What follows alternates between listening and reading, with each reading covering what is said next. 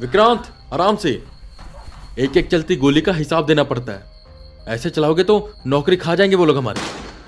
उन्हें शूट करने दो, थक जाएंगे या गोलियां खत्म हो जाएंगी तब हम उन्हें धर दबोचेंगे। आराम से, पहला केस है तुम्हारा, शांति से।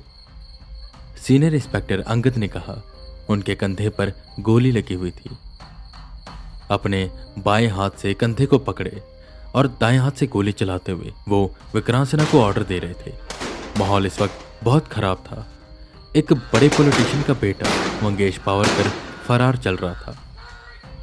एक रेप केस में उसे दोषी माना गया था और जब से उसे दोषी माना गया था तब से ही वो भागा हुआ था।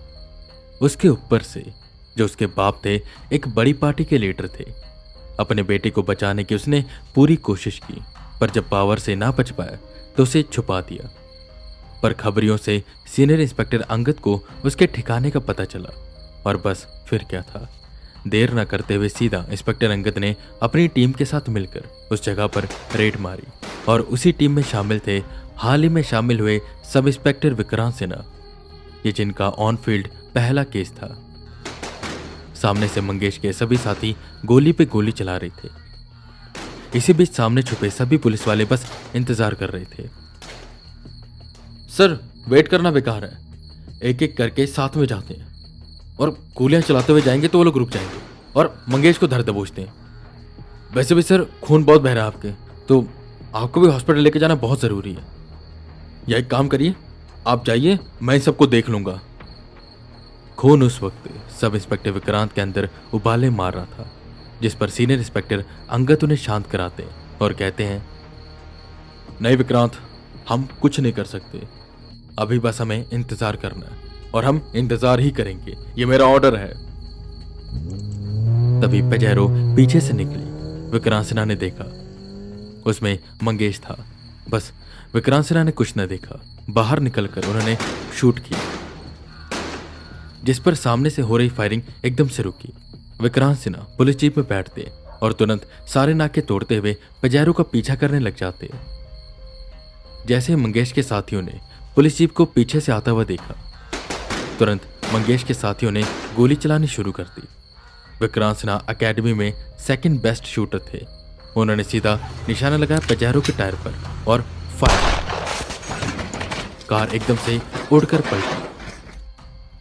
पीछे पीछे सीनियर इंस्पेक्टर अंगद दूसरी पुलिस जीप से वहां पर आए और जब वहां का दृश्य उन्होंने देखा तो उससे उनका खून उबलने लगा। उन्होंने ऑन ड्यूटी विक्रांत सिन्हा के कॉलर को पकड़ा और कहा, पागल है तू, साइको है तू, ये तूने क्या किया? कार पलटाती।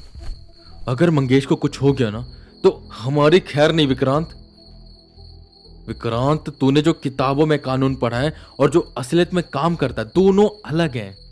भले सबूत उसके खिलाफ है, पर जब तक वो कोर्ट में गिल्टी नहीं होता ना, वो बेकसूर है। और अगर अभी वो मारा गया तो पॉलिटिशियन चढ़ जाएगा हमारे ऊपर, समझा तू? अरे ब्रजेश, जल्दी से एम्बुलेंस को बुला। और तू विक्रांत, थाने में पहुंच, क्योंकि जो हरकत तूने किया ना, ट्रांसफर तेरा पक्का है। पहले केस में ही ट्रांसफर। बस भगवान से एक चीज मना कि मर ना जाए। अगर मर गया ना, सस्पेंड तो तू होगा ही होगा और मारा अलग जाएगा। ये सुन विक्रांत सिन्हा अपना कॉलर छुड़वाते हैं और कहते हैं, सर, ट्रांसफर का लेटर आने में वक्त लगेगा, तब तक मैं ये केस क्लियर कर दूंगा। जिस पर इंस्पेक्टर अंकित पैनिक हो यहां वहां घूमते और जेब से सिगरेट निकालते हैं। एक कश खींचकर वो बोलते हैं,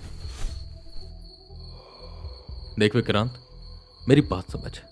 जितना जल्दी समझ जाएगा तेरे लिए उतना अच्छा होगा। न्याय मिलने में भले ही यहां पर देर हो जाती, पर ट्रांसफर और सस्पेंशन मिलने में 1 मिनट की देरी नहीं होती। और जैसा वो पॉलिटिशियन है ना, तुझे पता भी नहीं चलेगा कब तेरे सामने तेरा ट्रांसफर लेटर आ गया, और उसके बाद भी वो तुझे जिंदा छोड़ेगा या नहीं, किसी को नहीं पता। ऐसे केसेस में शांत दिमाग से काम लिया जाता है, और तेरा तो खून उबाल मार रहा है। देखो क्या होता। एम्बुलेंस इतनी देर में आ चुकी थी। जल्दी से सब मंगेश को एम्बुलेंस में बैठाते हैं। वो सब हॉस्पिटल निकल जाते हैं और सब इंस्पेक्टर विक्रांत सिन्हा थाने के लिए। पर रास्ते भर में उनके दिमाग में वही बात घूम रही थी। चेहरे पर आती हल्की हल्की मूंछों और दाढ़ी पर हाथ मारते हुए विक्रांत सिन्हा सोचते हैं। मंगेश के खिलाफ सारे सबूत हैं, एनकाउंटर भी कर सकते थे उसका अगर पॉसिबल होता तो। उसके साथी ने सीनियर इंस्पेक्टर पर गोली चलाई, हम सब पर चलाई। उसके बाद भी हम गोली चलाने से डर रहे थे, सोच रहे थे क्या जवाब देंगे हम। ट्रेनिंग में तो हम कितनी गोलियां चलाते हैं प्रैक्टिस करने के लिए, पर जब असलियत में गोली चलाने का वक्त आता ऑन फील्ड तो हमें एक एक गोली का हिसाब देना पड़ता है, और ट्रांसफर अलग। मैंने गलत क्या किया? 4 महीने से फरार चल रहा था। वो क्रिमिनल है, क्रिमिनल। मैंने जो किया सही किया, बस। वो थाने में पहुंच जाते हैं। अभी ये सब हुए 2-3 घंटे हुए थे कि सीनियर इंस्पेक्टर अंगद हाथों में एक एम्बुलेंस लिए वहां पर आते। विक्रांत सिन्हा वहां पर बैठे हुए थे। उनके हाथों में वो एम्बुलेंस थमाते हुए अंगद बोले, दिखा दी हीरोगिरी, बन गया सिंघम। शुक्र मना भगवान का, बच गया वो मंगेश। और आतिश के बाप ने पता क्या किया? सबसे पहले तेरा ट्रांसफर निकलवाया, ये पकड़ और जा सुल्तानपुर। और जानता है सुल्तानपुर में क्या है?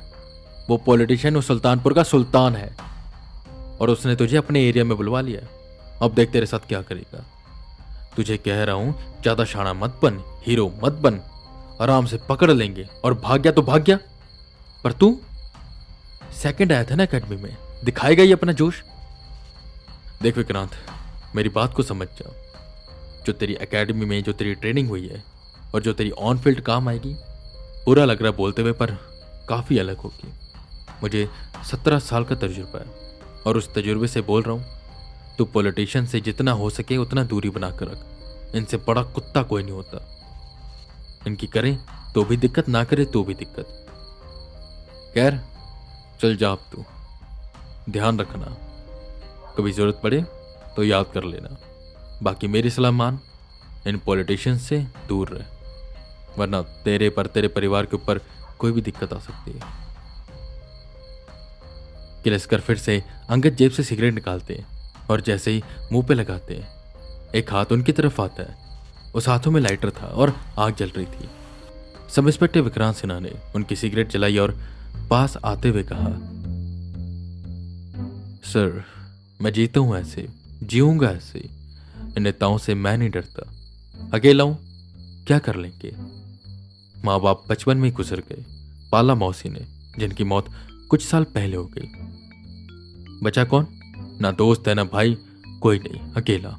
मौत हाथ पर लेकर चलता हूं। मरना मंजूर है, पर झुकना नहीं। जो उसको करना होगा वो करेगा, और जो मुझे करना होगा मैं करूंगा। मर जाऊंगा पर हार नहीं मानूंगा। विक्रांत सिन्हा ने अंगद के मुंह से उनकी सिगरेट निकाली, अपने होठों पे लगाई और थाने से बाहर निकल गए।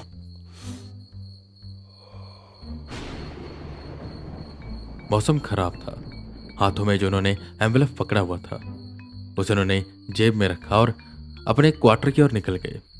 उनका क्वार्टर सिविल लाइन में था। खैर विक्रांत सिन्हा ने वहां जाते ही उस एनवेलप को जेब से निकाला और देखा। खैर उन्होंने अपना सामान पैक करना शुरू कर दिया और अगले ही दिन सुल्तानपुर के लिए निकल गए। वो आगरा में थे और सुल्तानपुर जाने में उन्हें अच्छा खासा समय लगने वाला था। अपना सारा सामान ट्रक में लदाकर उन्होंने उसे सुल्तानपुर तो भिजवा दिया, पर खुद वो अपनी बुलेट से जाने का सोचते। मौसम ज्यादा खराब हो चुका था और सफर भी काफी लंबा था। ब्रेक लेते लेते वो शाम तक वहां पर पहुंच जाते। अभी रात हुई नहीं थी, पर मौसम इतना खराब हो चुका था कि चारों तरफ अंधेरा छा गया था। काले बादल आसमान में छाए हुए थे और रह रहकर बिजली कड़क रही थी। हल्की बूंदाबांदी शुरू हो गई। सुल्तानपुर तो विक्रांत सिन्हा पहुंच चुके थे, पर अपने क्वार्टर्स पर नहीं। वहीं एक ब्रिज से पहले वो रुक जाते हैं पेड़ के नीचे और बस इंतजार करते हैं इस बूंदाबांदी के रुकने का। विक्रांत सिन्हा नदी की ओर देख रहे थे कि तब एक तेज बिजली कड़की, रोशनी हुई और उस रोशनी में विक्रांत सिन्हा ने देखा कि ब्रिज पर एक लड़की खड़ी है जो बस कूदने वाली है। विक्रांत सिन्हा भागकर उसके पास जाते हैं, पर वो तब तक कूद चुकी होती है। बारिश भी शुरू हो चुकी थी। बिना देरी के विक्रांत सिन्हा भी नदी में कूदे। वो लड़की डूब रही थी। विक्रांत सिन्हा उसे थामते हैं और किनारे पर लेकर आते हैं। पागल हो क्या तुम? क्या कर रही थी? कुछ हो जाता तो? जिस पर वो लड़की रोते हुए कहती है, हो जाता तो अच्छा होता, मर जाती। ऐसी जिंदगी जीने से अच्छा तो मैं बस मर जाऊं। विक्रांत सिन्हा समझते हैं कि यहाँ बात कुछ गंभीर है और वो उसे शांत कराते हैं। उसके कपड़े गीले हो चुके थे, साथ ही साथ विक्रांत सिन्हा के भी। वो उस लड़की को अपने साथ चलने को कहते हैं उनके क्वार्टर में। हालांकि वो लड़की डरी हुई थी, पर जब वो बताते हैं कि वो पुलिस वाले हैं तो उसे भरोसा होता है। विक्रांत सिन्हा पर नहीं, उस वर्दी पर। वो जाने को राजी हो जाती है और वो दोनों विक्रांत सिन्हा के क्वार्टर की ओर बढ़ने लग जाते हैं। पर आखिर कौन थी ये लड़की और मरना क्यों चाहती थी? और आखिर वो पॉलिटिशियन विक्रांत सिन्हा को उसके एरिया में बुलाकर क्या करना चाहता है?